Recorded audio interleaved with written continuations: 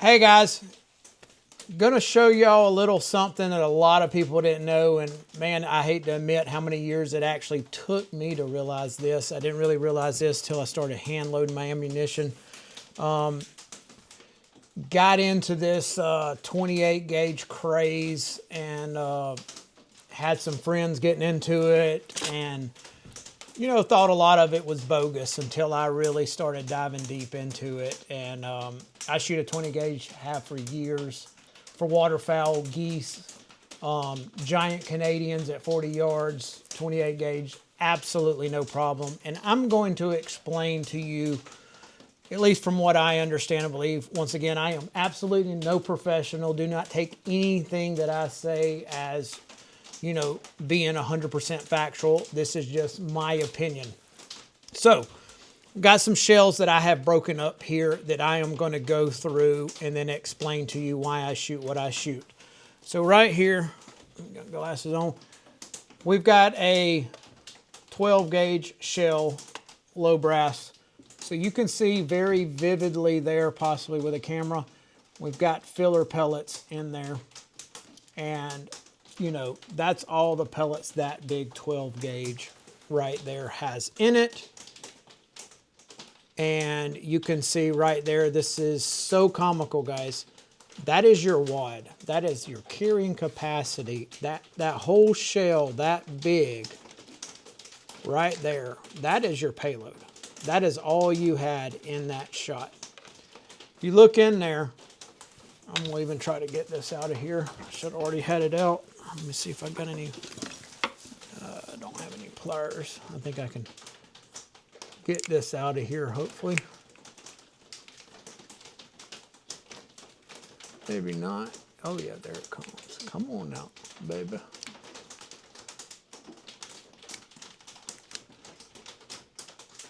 There we go. All right, guys. Should have already had that out. Apologize. So I want you to look in that shell. Right there. From there to there, you are paying for air. There is nothing in that thing. There's your powder. There's your air. And there's how much payload right there. That little bit of payload, which is half filler, that's not even going to go probably 10 yards. And then you have your shot. So everyone thinks, oh, big 12 gauge shell. Oh, it's big. There's a lot of knockdown power in that. Well, I can blow that theory out of the water in most cases. Once again, not a professional. Got 20 gauge, big 20 gauge. I shoot a 20 gauge. Guys, my theory comes more proven when all these people go into 20 gauge. Yes, 20 gauge can be extremely more powerful than when you hand load it or you get the right shot than a 12 gauge. But here's a 12 Fiocchi.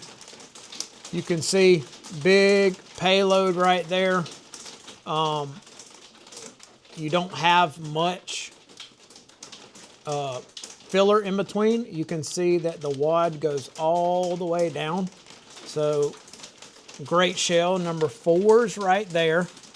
Your payload, we can give you a shot on the side, and then you got the powder in there. This appears to be a great shell for its maximized its payload capacity. There's no fluff in there. And then here's your number 4 shot. Don't have many number 4s in a 20 gauge, so great up close range shell right there. That is one thing. I will tell you this too. You can hold these shells up to light and you can quickly see this cavity that some of these shells have. So definitely something to look at and make sure there is no filler in there where you've got the maximum capacity for that payload. Here is a Fiocchi. Just happened to grab a bunch of shells. And you can see it right there, guys. Look at all that filler in that shell, or air space that you're paying for. You got your capacity, or your payload there. And then you have all that space that there's nothing in there. that whole thing could be completely full. Here's another 20 gauge shell here. Pull this one out. Same brand. Ooh, it's high velocity, Fiocchi. Smaller carrying capacity, guys. Look at that right there. Both 20 gauge shells. And then a whole bunch of filler right there that you're paying for, and a whole lot less powder in this one. So, kind of shot pellet count looks very good in that one. Here's another Rio high velocity, a bunch of airspace. Once again, the blue really blocks it out. It is hard to see that in these shells. But if you start looking at your payload and you know how much the maximum payload you can hold in a 20 gauge with the velocity, you cannot be cheated. I have seen a lot of people come. Holy smokes, look at that. You see all that, guys? I mean, you are paying for all that airspace in that shell, and people don't even know this. Typically, this is why some shells cost so much. Right here, another big name brand, heavy shot, and pour this out. I mean, will you look at that? I mean, we are paying for flaxseed, or that is absolute filler just to fill the shell up. But you have, you know, very few pellets in there for the capacity this shell could carry. But it's got a big wad, but so much of it was just a bunch of seeds. So a lot of that has to do with your shells, guys. You need to pay real close attention to the payload. Just because it's a big, huge shell, do not think you're going to knock stuff out of the sky, because I can tell you, I can knock more in a 28 gauge shell than any of these shells, guaranteed. So what I'm going to kind of show you of why I use a 28 gauge. 410 is very, very comparable. There is a reason why I kind of like the 28 over the 410, and it's just the payload carrying capacity. So right here, some shells I've loaded that I run. They are hand loads. Definitely, you've got to know what you're doing when you're doing this. So this is a very time-consuming process the way I do it. So I have my measurer here. This is gonna put the exact precision amount of powder in there. This is a high grade powder. So one thing, you control your powder, you're gonna get great, you know, combustion. It's gonna perform. A lot of these companies will use budget powder. Your higher end shells obviously won't, but, and then we have a full wad. So this is the wad I use. You can see that that wad runs all the way down in there. There is zero filler. So I just want to give you an example. That's my wad, and then that's the wad of this 12 gauge. Now here's the kicker. So what you're gonna do, you're gonna put this wad in here. I'm gonna hand press it. I've got this press over here, but the way I hand build these shells, there is absolutely no way to use a dropper. I do a blend shell. Get my wad in there, kind of pat it down in there, and then we're gonna take this right here, and a lot of this, I'm not gonna show you exactly how I do it because I don't want people to know. But you're gonna basically scoop up this. I'm gonna measure out a certain amount, measures exactly. First, I'm gonna put my TSS in there to the exact amount, all my TSS. I'm gonna shoot true 18 density TSS. So this is steel. Steel's gonna have a density of about, don't quote me on this, I wanna say around a 2 or a 3 density for the size of the pellet. TSS has a density of 18. So One, I'm going to find one that I have dropped here on this table right here so you can see the difference in size. I'm going to set these out here. This is where it gets kind of mind-blowing, guys, and this is proven. This is, so right here is a number 9 TSS. This is a number 4 steel. This number 9 TSS hits harder than a pellet in steel twice the size of that. It hits as hard as a double BB.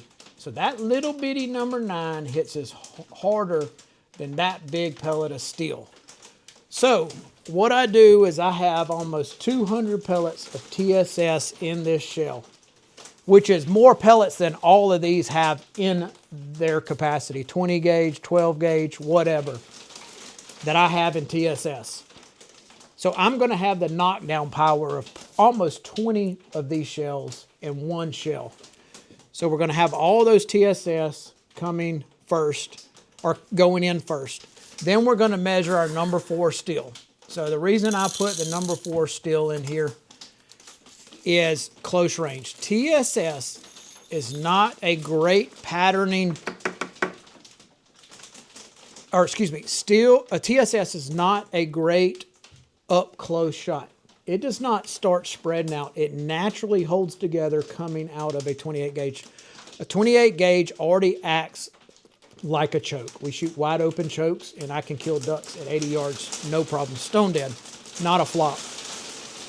And it's just the way that the barrel and everything is designed in a 28 gauge in its shell. Is it's so slender that it comes out already like it's choked perfectly. It's really, really cool.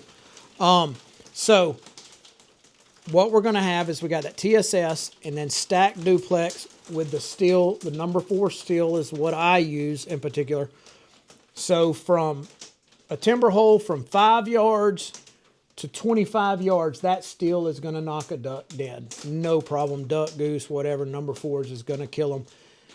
And shooting a wide open choke, it is going to spread out perfectly coming out of the gun and hold a pattern. After 25 yards, steel is very, very ineffective unless you get a kill shot, you know, on a vital part. It's just not going to penetrate. It has lost its penetration ability or its knockdown power. From then on, that steel shot's going to start to fall out of the shot stream.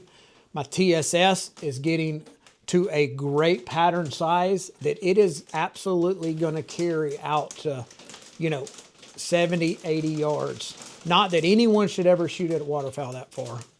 It's just, you know, not an ethical shot, and it's not something you should do.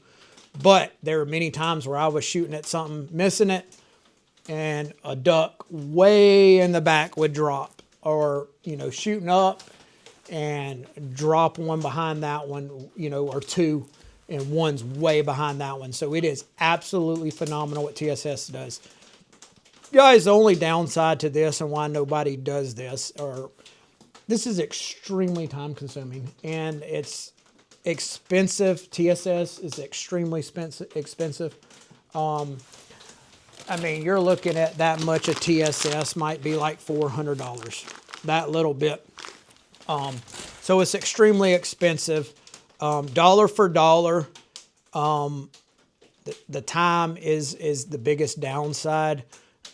A high-end shell, this right here, if I were to just go buy this or add up my cost, how much this cost me versus high-end shell, it's going to be the same.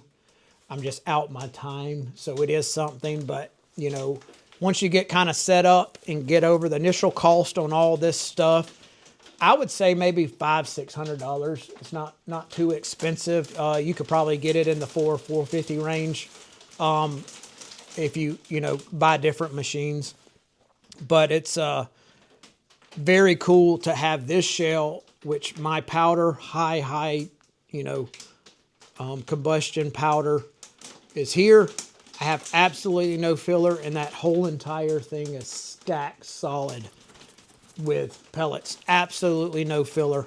So once again, most of the people I shoot next to, I'm shooting a way powerful shell, and they don't even, you know, they don't understand that, you know, how much that shell has in it compared to their 12 gauge shell that they're shooting. So once we get all that put in here in our shell, this one we kind of have to tap to make room. And then we're going to do a crimp. We do a 6 crimp. We're going to push that down on there. This is a really, really shallow crimp because once again, our shell is packed. We're going to put that on there. Do it down. I do a spin in it. Do it down. And there we go. Let's do another one.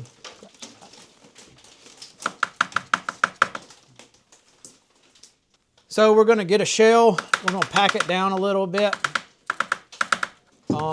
Just because this is such a stacked load that we have to make sure we got some room in there.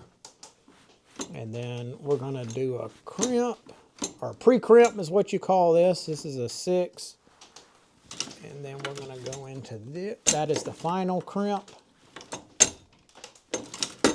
And then there you go, guys. It's not pretty. It is a absolute stack shell.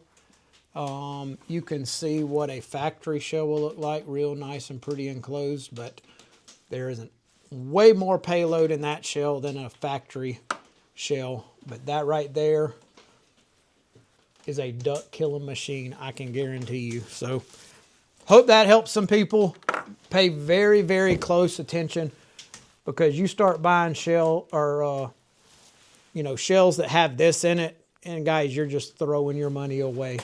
You'd be much better. And then the kill ratio, not even to, you know, go into, I mean, no cripples at all with this TSS blend.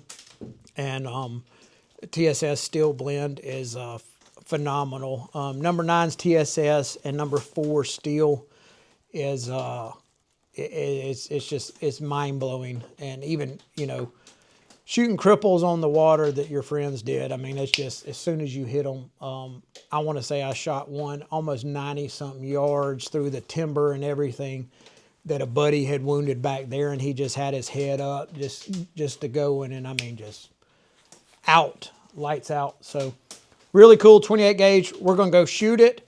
We're going to show you how it patterns. I can kind of explain that on paper of, you know, where the steel is and where the TSS is and how tight it is. But we'll take 28 gauge out there and go show you that. Okay, guys, so this is what I shoot. This is a Benelli Ethos Cordoba.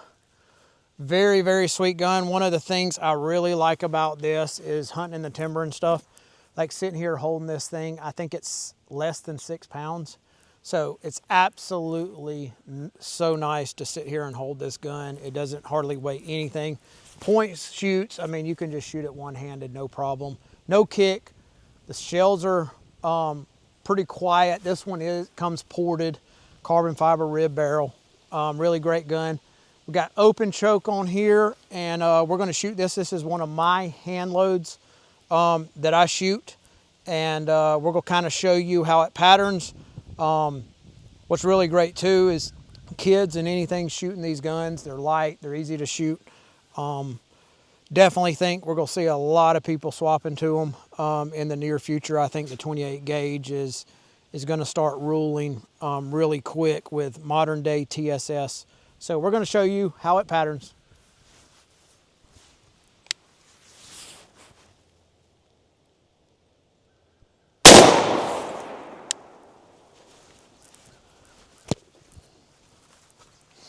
I guess you can cut. What you think? A little puppy, old Karen, heard me shooting. She freaking came running. So anyways, guys, what you got here is a perfect example. That's about 25 yards.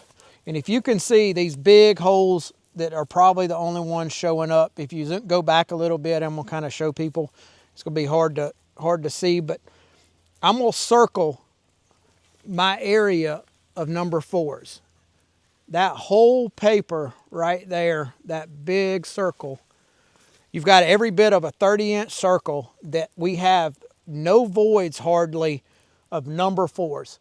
So anything 25 yards or in If it's a duck and you got a 30-inch circle and you can't hit a duck with a 30-inch circle of pellets, you need to do a lot more practicing. But those steel come out, they spread out, and you get excellent coverage up quick. Those fast, quick shot, teal, this and that, boom, boom, boom, your kill ratio is going to go up tremendously.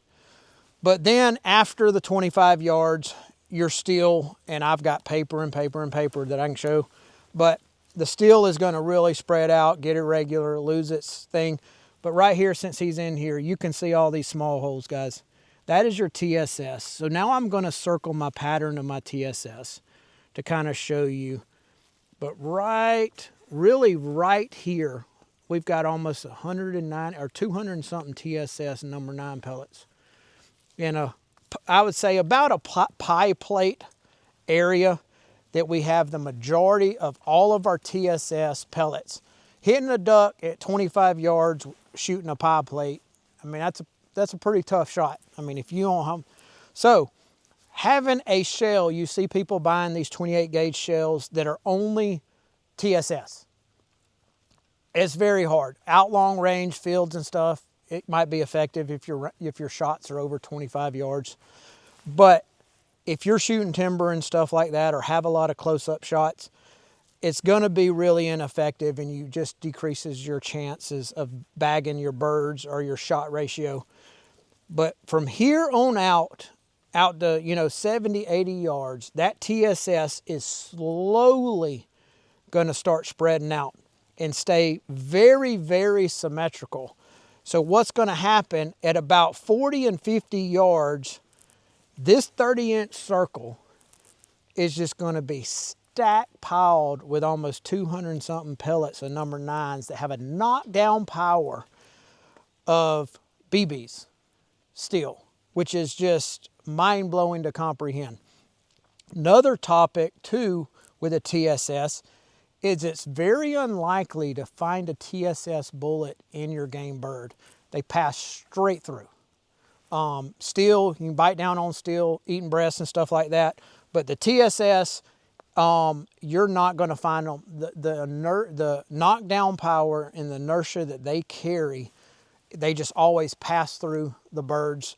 Very, very, I mean, I've even seen where you've shot birds behind birds where the pellet went through and shot 2 birds, one behind the other. So hope that kind of explains it, guys. Duplex blends are, to me, an extreme advantage because you never know exactly where you're going to be shooting the next bird. And then this way you have every single thing covered in one shot. So guys, the lightweightness of a 28 gauge shell, the carrying capacity is more than sufficient than most of your shells over the counter. So it really doesn't make any sense to shoot a 20 or 12 gauge. In my opinion, I just really do not see, with the knockdown power and the long range, with the steel combined with TSS, it is the absolute perfect waterfowl load. Heck, we already know what they do to turkeys. I mean, if you don't shoot TSS at a turkey, I mean, you aren't turkey hunting. So, guys, if you got any questions, reach out. I'd love to answer any questions. Nelson@southernmud.com, and I can tell y'all kind of where I get my information for the hand loading and everything. And love to help you out any way I can, but definitely ask you for a 28 gauge this Christmas, and I don't think you'll regret it. There are some, it's kind of same thing, be very, very careful. I had a buddy got a 28 gauge, went and bought some shells from a big name company, TSS blend. I don't even want to tell you how many pellets of TSS that shell had in it when we cut it open, but it was absolutely mind-blowing that they even put TSS on the label. So be very, very careful. Know what you're buying. Cut a shell open. See it for yourself. Don't take all those numbers for granted. There's some great people reviewing shells online that actually cut these shells open and show you. So save your money, guys. Make sure you know what you're buying. And once again, appreciate y'all watching.